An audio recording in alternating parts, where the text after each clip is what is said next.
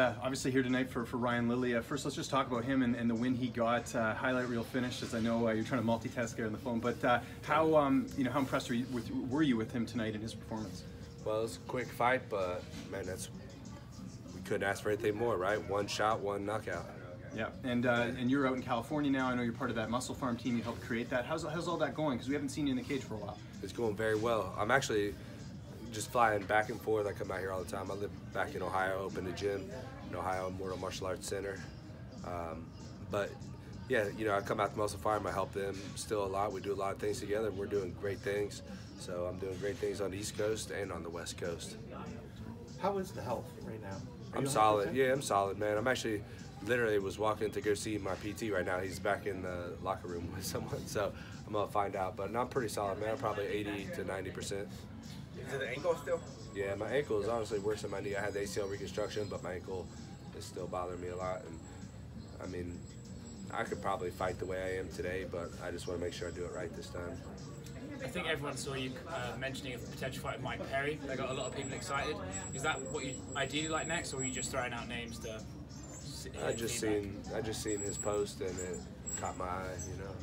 He actually did an interview today where he was sort of non-committal about fighting you and said he's got one fight left in his contract, he'll fight anyone, but your name was brought up and he seemed to sort of shrug about it.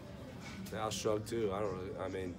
I think he's a good fight for both of us. I think fans would get behind that fight. I think it'd be a good fight for me to come back to and a good fight for him to get his ass kicked in, I guess.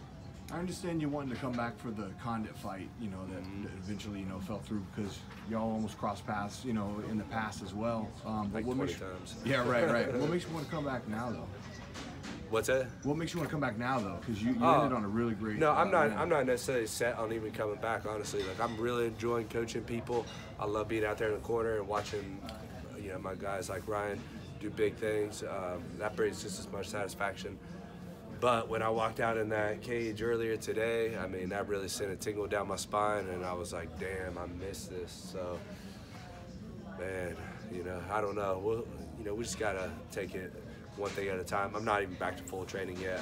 I'm spending a lot of time at my gym working with the guys. I got some good up-and-comers I'm working with, so yeah, we'll just kind of play it by ear.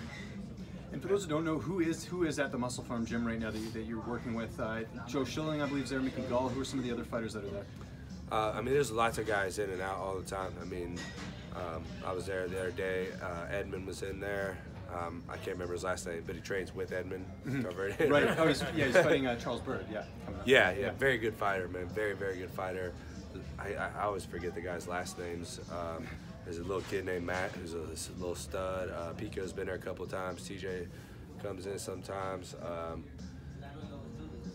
Who else? Ellenberger was in there yesterday. You know, just a lot of guys, man. It's just a good team. You know, the coaches, you know, Joe and Jason Manley, just amazing coaches, man. Really putting together a great program there. Man, what do you miss the most about fighting? Being scared out of my mind. And is that like all the fight week, fight day, or right before the fight? Like what part's the worst? Stepping in that cage and looking across at a dude that just wants to murder you, and you know, just knowing like that might happen. I saw you give a shout out to Dennis Bermudez. He recently retired. It's been about a week for him. If you can recall when you retired, like what was your process after a week? Were you already kind of getting a little bit of an itch, or were you at peace? Like, take us through. Yeah, I've always been very peaceful with myself with things like that. So I think I might be a little different where, of course, like I want to go in there and experience that. That's like such a rush, and I think once you experience that, you just can't replace it with anything else. But I'm also a broad enough person that I don't have to have that. You know, I think there's a lot of people that are just shallow people, right? That's what they have to do, right? They don't have anything else. I think I have a lot more in me than just being a fighter.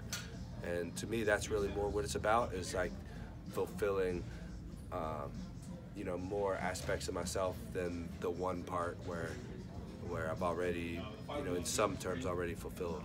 Now, does it have to be another name like yourself, like a big name that's established with a lot of fights under his belt? Or will you be a veteran that gives a younger guy kind of a chance a little bit, like the way others gave you a chance? Yeah, I don't have any reason to not fight whoever. Like, if I come back, you know, it'd be just whatever. I mean, I've never been one to pick and choose fights, so just go in there and fight whoever, whatever. A lot of locations out there. Is there any one of them that stands out, like Nashville, Philly, or any rumors? East Coast, yeah. I like the East Coast a lot better, just because I live on that time zone. But I don't know. I guess there's advantages to the West Coast too, right? Because then you get to fight earlier in the day. Yeah, I have to think about that one. Good question. You've been pretty outspoken on PEDs, and obviously Jon Jones has been in the news again for another positive test assigned by VADA. Just your reaction when you heard all that? I tweeted out. I mean, it was very disgusting to me the way that went down. Apparently he tested positive again, right? So, or we have another positive test. It's just fucking terrible, man. I don't know. I can't understand why. Look, if they're gonna let him do it, then let him do it, right? Why not? Just let us all do steroids, whatever. People are just gonna do it, Otherwise, ban the son of a bitches, or either you can do it or you can't. Why are we in this gray area? I think it's garbage. But I love the UFC to death, man, and I have so much respect for every single one of those guys. I think it was just a poor decision at that point. I mean, they've been 30 years now of UFC almost. I mean, you're going to make some bad decisions, right?